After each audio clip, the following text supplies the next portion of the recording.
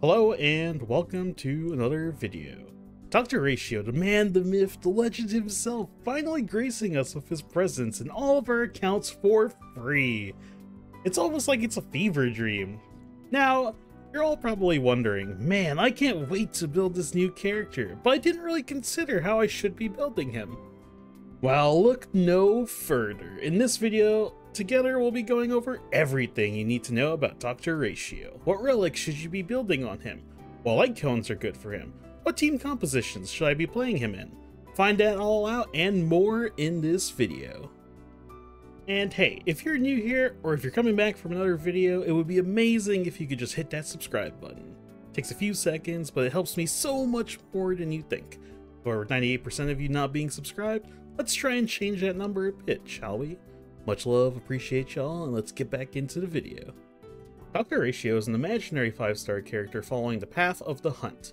A lot of you must have already tried him out on that free trial that we had in the story, and if you haven't, you really should take the time to go ahead and do that, since the story quest is required to be able to receive your free Dr. Ratio, so please and go get that done. Now, let's go over his entire kit. Let's start with his skill, Intellectual Midwifery.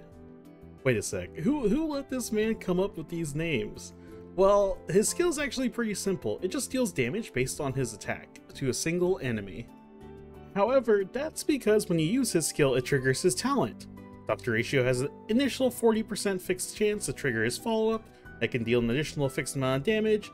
40% does seem really low, but the gimmick behind it is that each debuff a target enemy has, the fixed chance will be increased by 20%.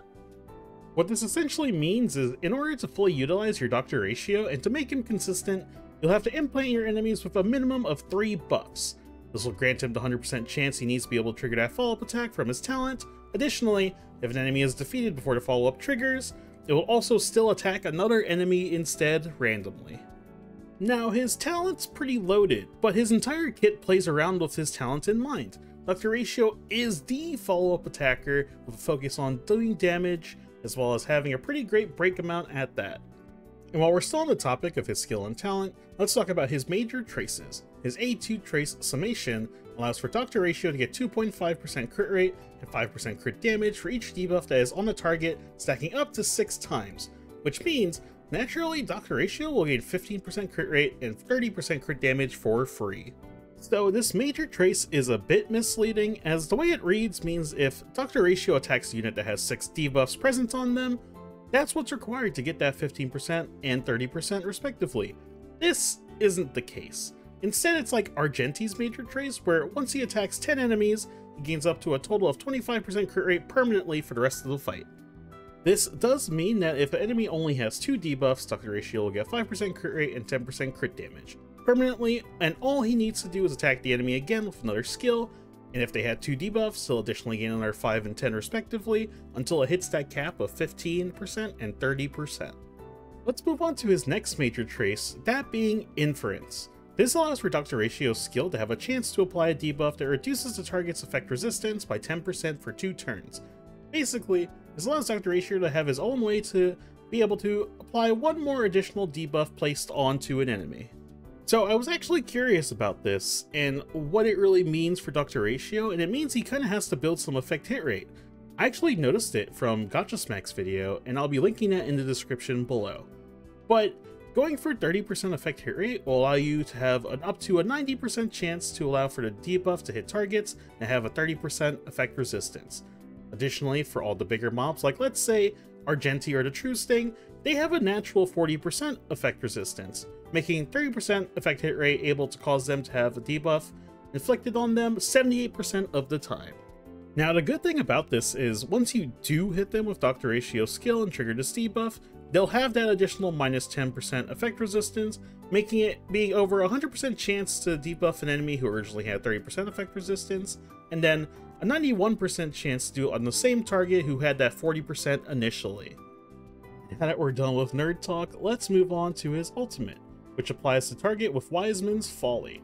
Wiseman's Folly allows for Dr. Ratio to launch his follow-up attack on enemies up to 2 times without him being the one to trigger his follow-up, essentially meaning that anyone who takes an action on the target with Wiseman's Folly will then be allowed to give Ratio a chance to use his follow-up attack on them twice.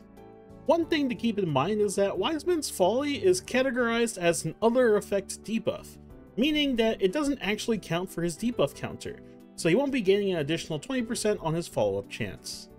Dr. Horatio's entire kit revolves around playing with these debuffs in mind, and then also allowing for him to deal more damage when the enemies do have more debuffs on themselves, thanks to his A6 trace deduction. When he deals damage to a target that has 3 or more debuffs, for each debuff a target may have, Dr. Horatio will additionally deal 10% more damage up to 50%. The way this reads shows that if a target has 5 debuffs on them, your Dr. Horatio will then be able to deal an additional 50% damage. Finally, there's his technique, which creates a statue of himself, which creates a taunting area of effect that has a 100% base chance to reduce each single enemy's speed by 15% for 2 turns. This additionally shows the importance of having that amount of effect hit rate, which is 30%, to help you get this implanted at the start of the fight, which is super helpful because this allows for Dr. Horatio to be able to implant 2 debuffs by himself at the very start of the fight.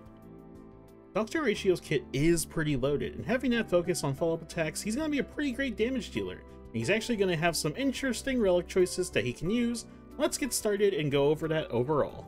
Some sets we should be considering are the Wastelander's 4-piece set, as well as a combination of the 2-piece Wastelander, 2-piece Ash Blazing Grand Duke, as well as 2-piece Musketeer or 2-piece Prisoner. For planar sets, you can consider using Inert Sal Soto, Firmament Glamoff, as well as Space Stealing Station.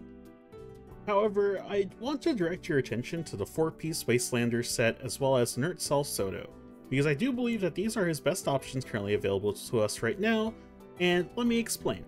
Dr. Horatio is a character whose damage is mainly focused on single targeted abilities and has 1 to 2 big hits.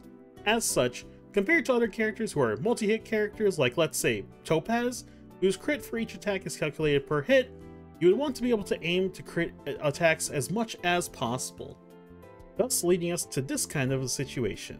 Dr. Horatio has a lot of crit baked into his kit naturally.